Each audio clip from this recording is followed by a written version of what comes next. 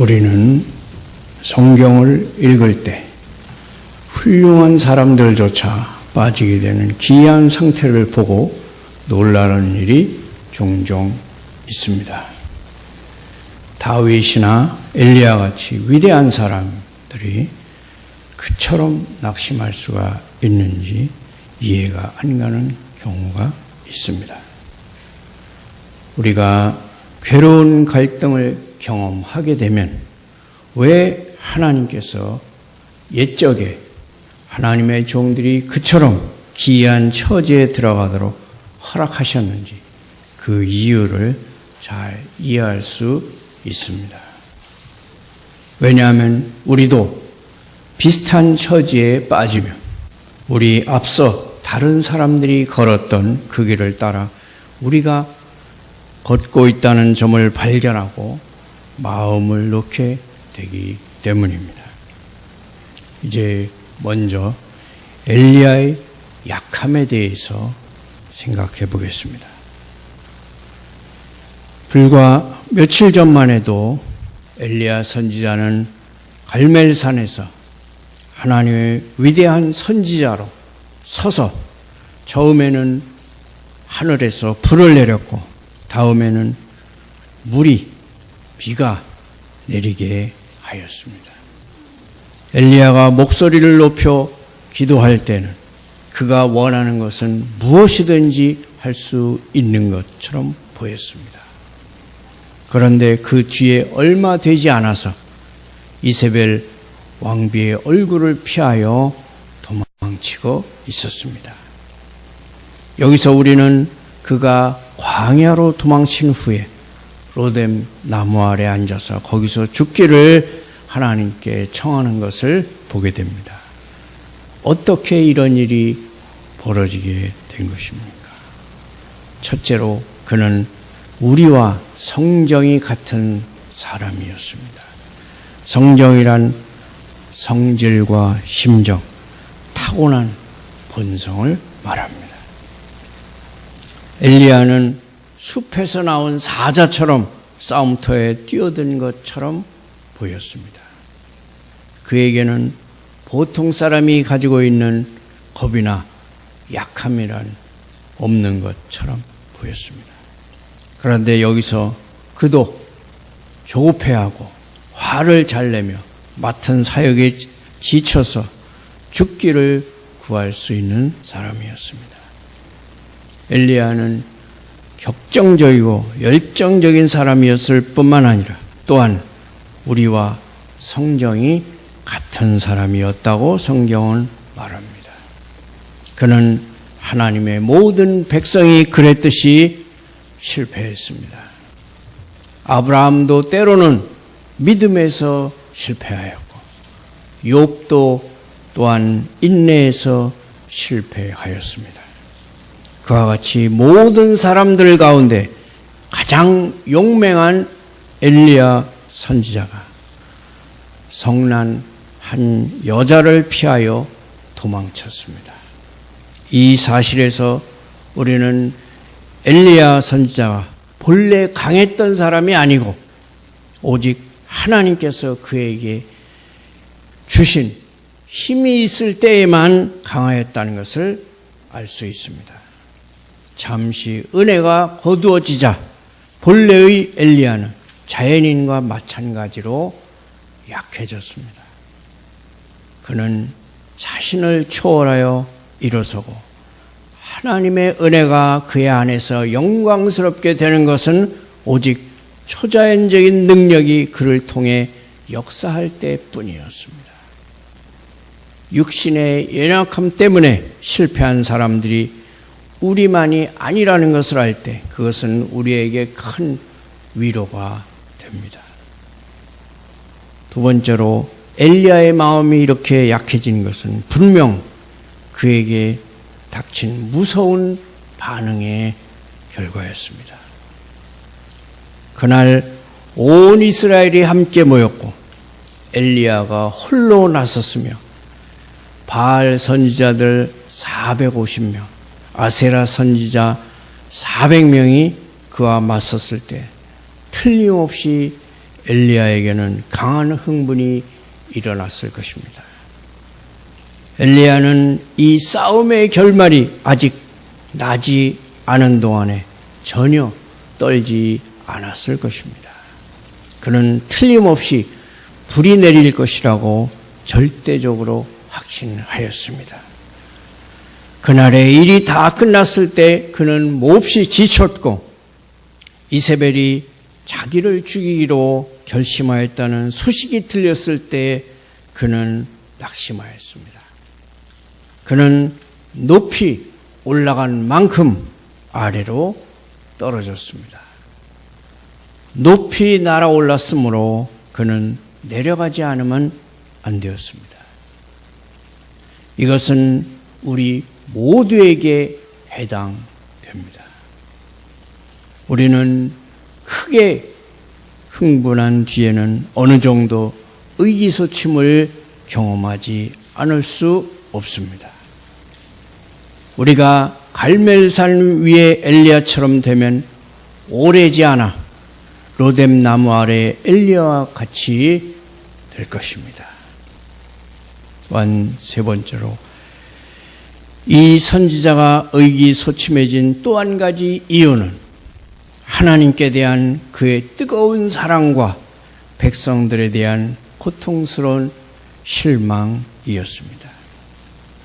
그는 자신이 제안한 시험이 큰 문제를 해결할 것이라고 생각했습니다. 여호와가 하나님이면 그를 따르고 바알이 만일 하나님이면 그를 따를지니라.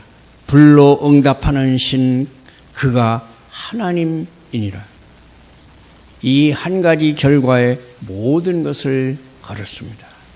그리고 그는 여호와가 하나님이시라는 것을 입증했습니다. 이스라엘 백성은 언약을 갱신하고 조상들의 하나님께로 돌이켜야 마땅했습니다. 그런데 악한 여자 왕비 이세벨이 백성들을 마음대로 주물렀습니다.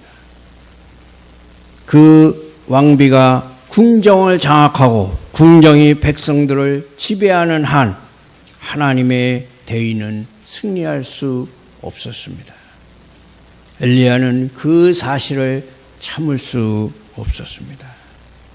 또한 네 번째로 그가 낙심한 데에는 또 한 가지 이유가 있었습니다. 그가 매우 지쳤다는 것입니다. 그는 아주 먼 길을 전혀 쉬지 않고 갔습니다. 잔인한 이세벨을 피하여 서둘러 도망치느라 이스라엘과 유다의 광대한 지역을 허겁지겁 통과하여 홀로 광야로 들어갔기 때문에 몹시 지쳤을 것입니다. 북이스라엘을 다 통과하고 남쪽 유다 최남단 사람이 살 수 있는 마지막 지방 브엘세바에 와서 사환은 그곳에 머물게 하고 자기는 광야로 들어가 하룻길을 더 갔습니다. 그곳은 호렙산 곧 시내산입니다. 이제 그곳에서 그 일 자체가 피곤함 자체가 그의 기분을 가라앉게 만드는 경향이 있습니다. 우리가 또한 두 번째로 생각해야 할 것은 엘리야가 약해졌을 때 하나님은 그를 어떻게 대하셨는가 하는 것입니다. 하나님께서 엘리야에게 행하신 첫 번째 일은 아주 간단한 일이었습니다. 하나님께서는 그를 잠자게 해 주셨습니다.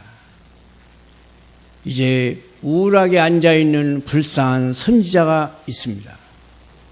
그는 죽기를 바라지만 하나님께서는 그 대신에 그를 잠재우십니다. 엘리야는 아주 깊이 잠들었습니다. 그를 깨우기 위해 천사가 필요했고 깬 후에는 먹고 다시 잠들었고 천사가 두 번째 그를 흔들어 깨웠습니다. 휴식이 그에게 정말로 필요한 한 가지였습니다. 그래서 하나님께서는 자기 종에게 기분 좋은 잠을 통해 휴식을 주셨습니다. 하나님께서 행하신 그 다음 일은 무엇일까요? 그것은 하찮은 것처럼 보이지만 엘리야를 위해 최상의 일이었습니다. 즉 하나님은 그를 먹이셨습니다. 천사가 그를 깨웠을 때 그가 본즉 머리맡에 숯불에 구운 떡과 한 병 물이 있더라. 이에 먹고 마시고 다시 누웠습니다. 영혼도 몸과 다 같이 먹을 것이 필요합니다. 어떤 사람 음식과 휴식 같은 작은 문제들은 언급할 필요가 없는 것처럼 생각합니다. 그러나 이런 것들이 풀이 죽은 하나님의 불쌍한 종을 정말로 돕는데 가장 먼저 필요한 요소들일 수 있습니다. 하나님의 자녀들이 너무 열성적으로 하나님을 섬겨서 그 일에 몹시 지치게 되었다면 하나님께서 그들을 돌보시고 다시 기운을 차리게 하실 것입니다. 엘리야가 받은 그 다음의 위안은 복받은 간호였습니다. 그는 그의 말벗이 되기 위하여 온 천사의 방문을 받았습니다. 천사가 그에게 와서 일어나 먹으라는 하나님의 메시지를 전달해 주었습니다. 하나님께서 그의 종들에게 하나님의 천사들이 그들을 에워싸고 있으며 그들을 돌본다는 것을 알게 하실 때 매우 즐거운 위로가 됩니다. 하나님께서 엘리야가 호렙산에 이르게 하신 후에 그를 위해 행하신 다음 일은 그에게 자신의 슬픔을 이야기하도록 허락하신 것이었습니다. 엘리야는 자신의 이야기를 10절과 14절 두 번 반복해서 말합니다. 그는 자신이 무엇 때문에 슬퍼하고 있는지 알았고 그래서 그 이야기를 아주 분명하게 진술합니다. 하나님께서는 그가 그 이야기를 하도록 내버려 두셨습니다. 사람이 자신의 슬픔을 털어놓을 수 있는 것이 마음을 놀랍게 편하게 해주는 경우가 종종 있습니다. 이렇게 하고 나서 하나님은 자기 종에게 자신을 계시하시고 또 자신의 방법들을 계시하심으로써 그가 본래 지위에 복귀하도록 도우셨습니다. 하나님은 무시무시한 힘들을 통해서보다는 오히려 좀 더 조용한 형태를 통해서 더 분명하게 나타나십니다. 11절과 12절에 보면 하나님께서 언제나 지진과 불로서 자신의 뜻을 이루시는 것이 아니라는 것입니다.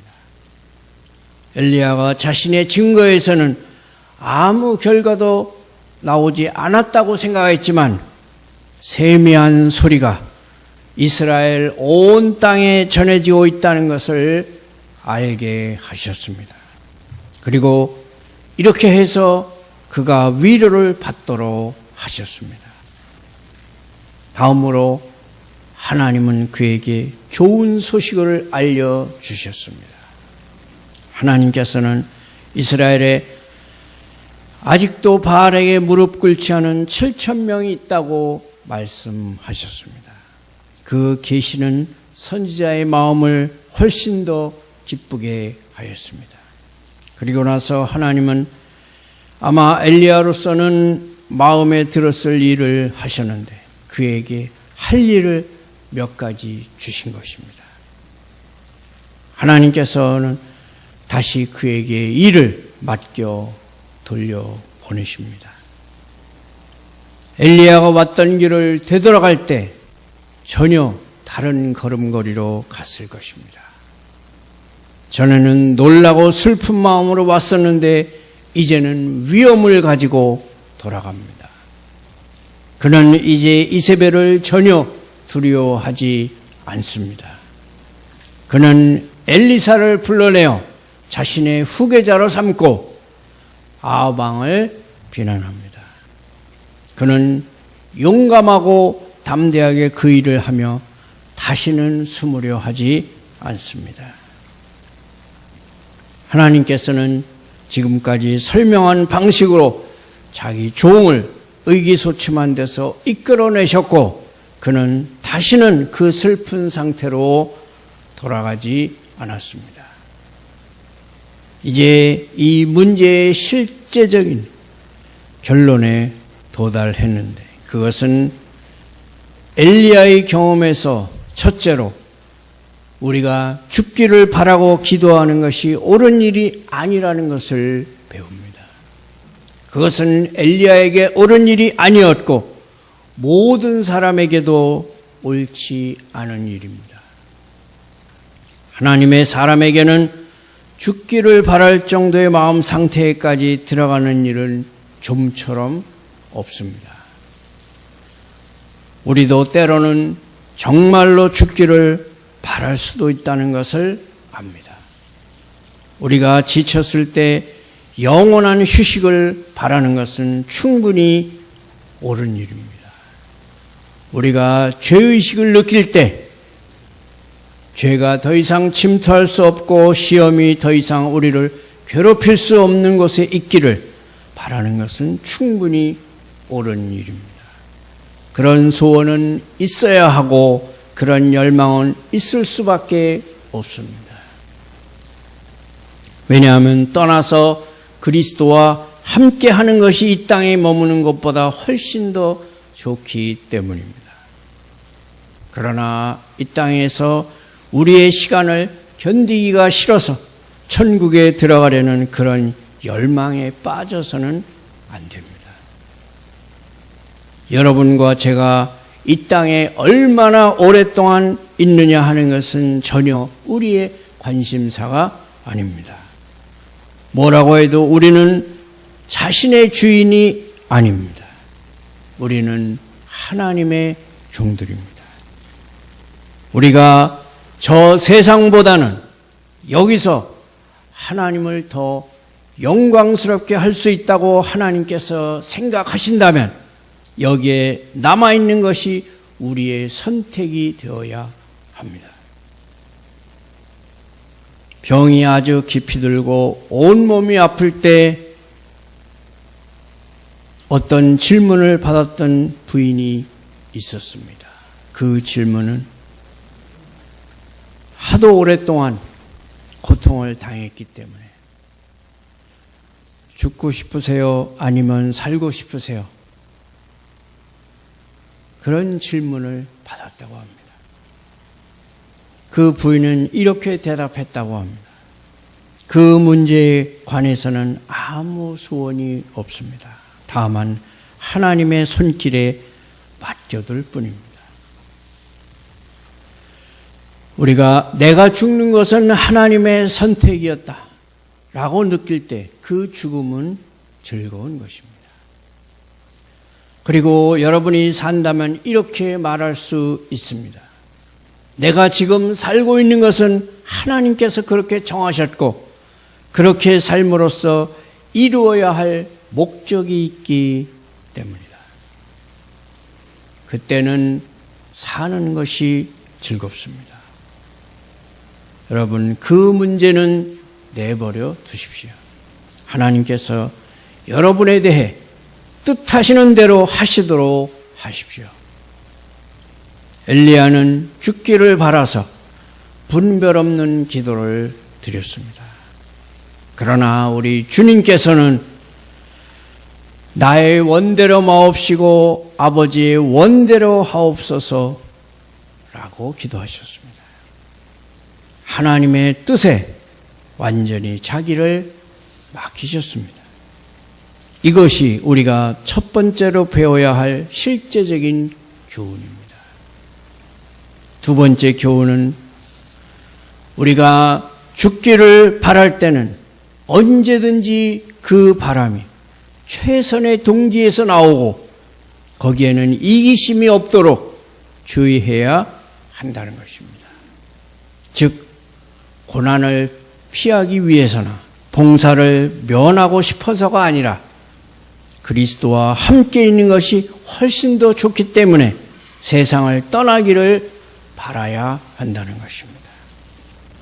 우리는 아직도 살아서 해야 할 일이 얼마나 많이 남았는지 모릅니다. 여러분이 천국에 가기 전에 구주를 위해 해야 할 봉사가 많이 있습니다. 그리고 여러분이 천국에 이를 때 이 봉사로 인해 천국이 그만큼 더 좋아질 것입니다. 갈라디아서 6장 9절은 이렇게 말씀합니다. 우리가 선을 행하되 낙심하지 말지니 포기하지 아니하면 때가 이름에 거두리라. 또한 히브리서 12장 3절은 이렇게 말씀합니다. 너희가 피곤하여 낙심하지 않기 위하여 죄인들이 이같이 자기에게 거역한 일을 참으신 일을 기억하라. 우리는 시편 기자처럼 외쳐야 합니다. 시편 126편 3절. 여호와께서 우리를 위하여 큰 일을 행하셨으니 우리는 기쁘도다. 여호와께서 우리를 위하여 큰 일을 행하셨으니 우리는 기쁘도다. 그러므로 용기를 내시고 힘을 내시는 여러분이 되시기를 축원합니다.